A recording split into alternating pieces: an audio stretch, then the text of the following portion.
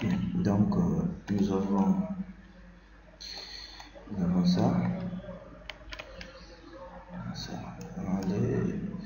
Les pieds droits ici qui sont en voile. Si je sélectionne les pieds droits et que je descends ce niveau, je vais voile 15. Le béton, c'est le béton que nous avons créé au début. Et ici, c'est le radier, on a écrit radier 15. Et ici, c'est le tablier. Voilà, donc tous les éléments ici sont reconnus avec le nom.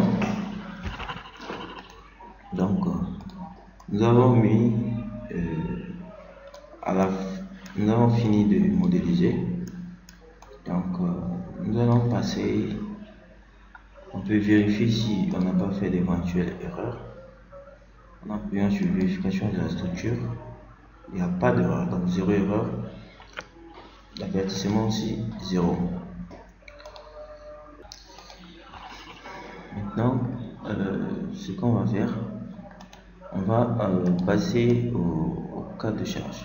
On va passer au cas de charge. Nous avons créé deux types de cas. On va créer G et Q. Donc, pour le cas de charge, on vient à structure du cas de charge. Le premier cas de charge créé, ça doit être le poids propre. Parce que ce logiciel, nous avons sélectionné cette dalle, il est utilisé, c'est une dalle pleine. Ici, le voile aussi, c'est en béton armé.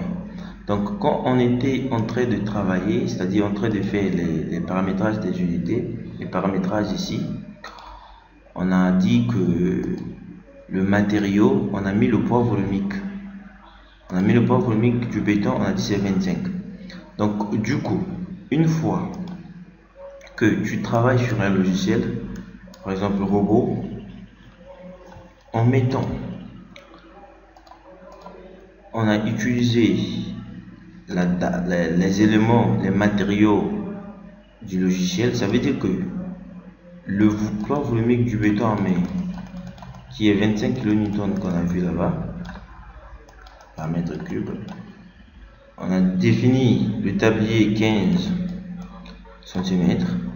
Donc du coup, au lieu de mettre encore, pour calculer par exemple le poids propre du tablier que nous avons là-bas, on aura le poids volumique du béton armé, la charge surfacique, multiplié par 0,15.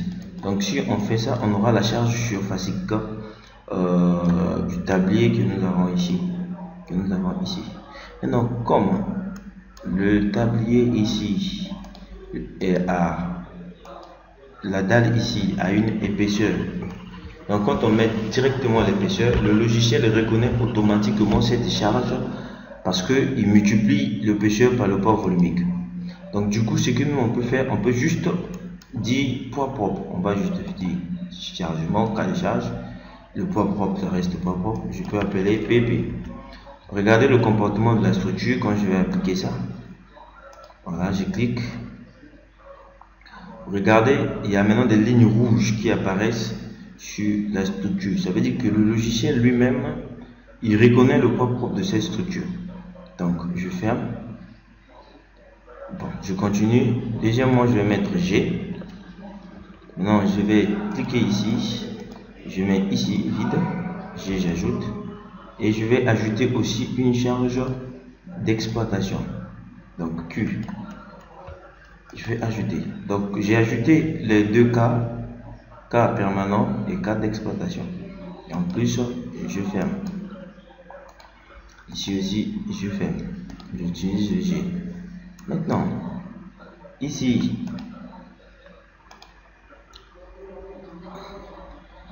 sur le caniveau, sur la dalle du tablier du caniveau, souvent il y a des gens qui passent. Des gens peuvent passer. On peut utiliser une charge d'exploitation. C'est juste qu'il y a des gens qui passent. Il n'y a pas d'autres charges, par exemple, des charges permanentes. C'est juste les charges permanentes ici, c'est pas vraiment. C'est juste au niveau des caniveaux ici. Ils peuvent avoir, puisqu'il y a une couverture, ils peuvent avoir des gens qui peuvent passer dessus. Donc c'est une charge d'exploitation qu'on peut utiliser. On peut prendre même 1 kN ou bien on peut prendre 2 kN par exemple. Donc on peut prendre pour mettre sur cette dalle de couverture. Sinon c'est vraiment négligeable en fait. Voilà. Qu'est-ce que je fais? Je mets Q et je vais aller sur chargement, définir charge. Je dis c'est une charge surfacique. Donc je clique ici, donc je dis charge, je viens ici surface, je clique cette première charge.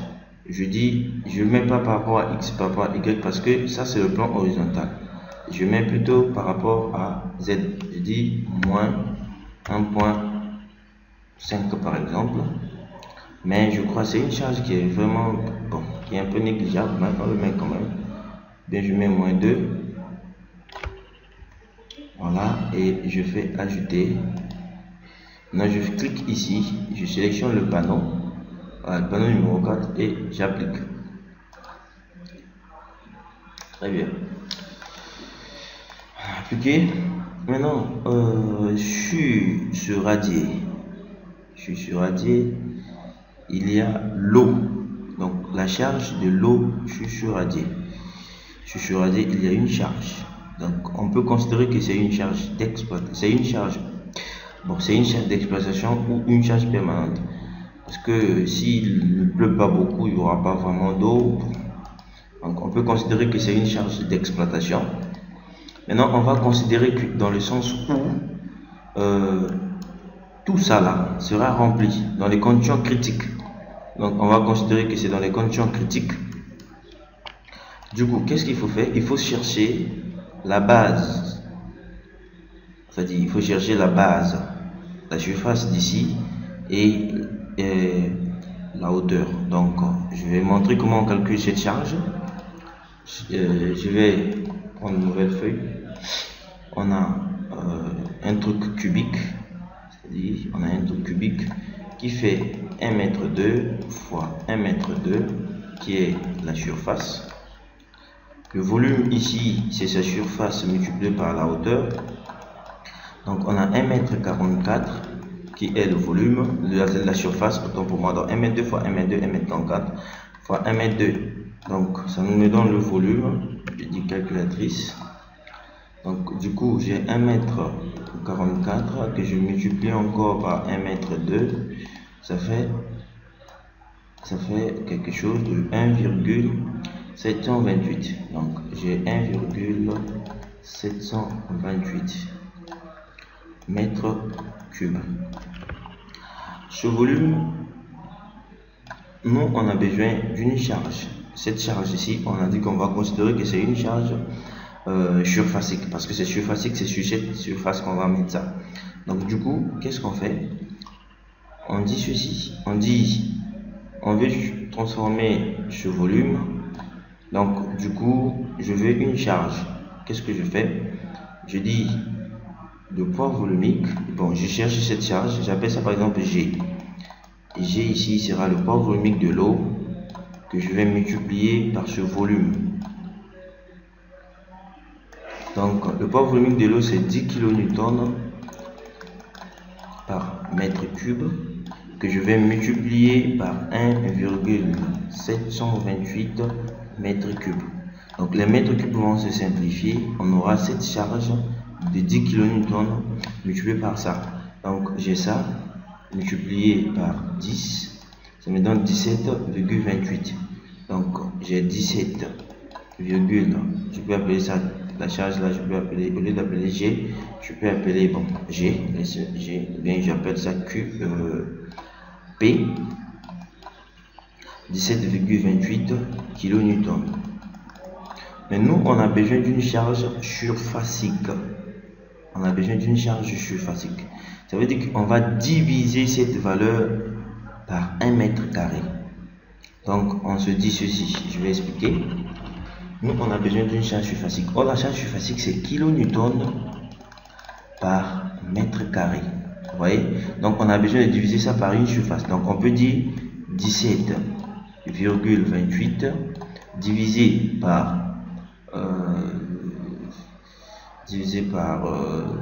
1,44. Donc on divise ça par 1,44. Là on va trouver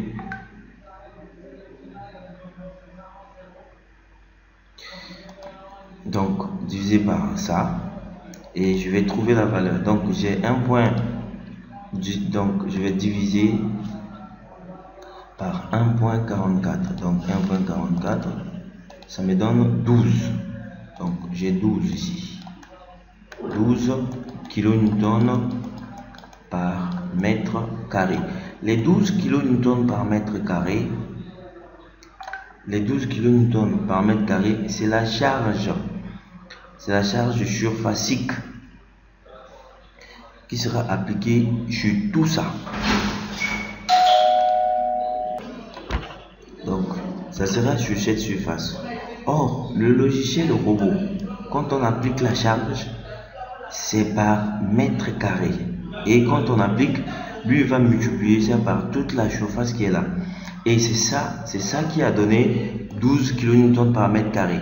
Donc ça là, on divise ça par cette surface pour avoir ça. Donc ça veut dire que par cette surface on a cette valeur. Donc on prend 17,28 divisé par 1, divisé par toute la surface. Mais si maintenant on pouvait prendre cette charge,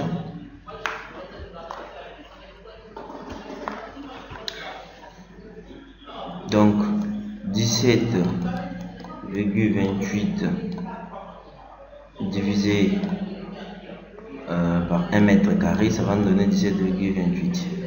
Maintenant divisé par 1,44, c'est divisé par toute la surface et on a ça.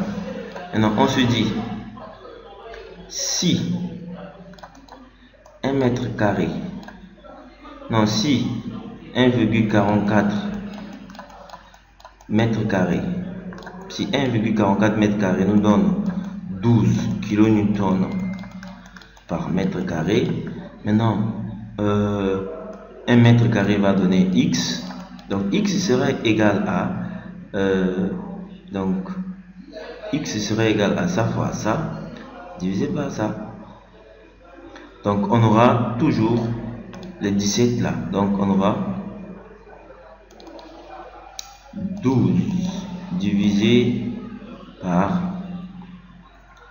1,44. Ça me donne 8,33. Donc c'est 8,33 mètres kN par mètre carré. Et le logiciel, lui, il va multiplier par toute la surface de façon automatique et on aura 12. Je réponds, j'ai dit ceci. J'ai converti le volume ici. Donc j'ai calculé le volume égale la surface fois la hauteur. Donc la surface c'était 1,2 fois 1,2, ça donne 1,44. Multiplié par 1,2, ça donne 1,728 mètres cubes. Maintenant je calcule, je convertis, je multiplie ça par le poids volumique de l'eau, parce que c'est de l'eau qui va couler là-bas. Je multiplie par le poids volumique de l'eau, donc 10 kN par mètre cube multiplié par 1,728 mètres cubes. Les mètres cubes se simplifient, il va rester 17,28 kN. Maintenant cette charge doit être convertie en charge surfacique. Qu'est-ce qu'il faut faire? Il faut juste diviser le poids par une surface. Je prends 17,28. Je divise ça par la surface de notre surface ici, cette surface là, ça fait 1,44 et ça me donne 12. Donc les 12, cette charge de surfacique 12, c'est sur toute la surface de notre radier. Donc c'est sur toute la surface du caniveau ici, donc c'est toute la surface ici. Maintenant, comme c'est sur toute la surface et que le logiciel robot, il met par mètre carré, il met 1 par mètre carré. 1 par mètre carré. Qu'est-ce qu'il faut faire? Il faut convertir cette charge en unité. C'est-à-dire, je fais si 1,44 mètre carré me donne 12 kN par mètre carré. Maintenant, 1 mètre carré va me donner combien? Donc, 1 mètre carré donne X. Donc, X, c'est 12 divisé par 1,44. Donc, ça me donne quelque chose de 8. Donc, calculatrice. J'ai dit 12 12 divisé par 1.44 et ça me donne 8,33. Donc la charge à appliquer ici c'est 8,33. Donc je considère que c'est une charge. Bon, c'est une charge d'exploitation. Je fais chargement, je dis définir charge, je dis je suis fasique, je dis ceci et je dis c'est 8,33. Donc moins 8, moins 8.33. Je dis ajouter et le panneau numéro 1, je dis appliquer. Voilà, j'ai appliqué la charge ici, je peux vérifier. Donc je dis charge, table de chargement. Voilà, j'ai les deux charges appliquées, l'autre c'est 2 et l'autre c'est 8,33. Très bien.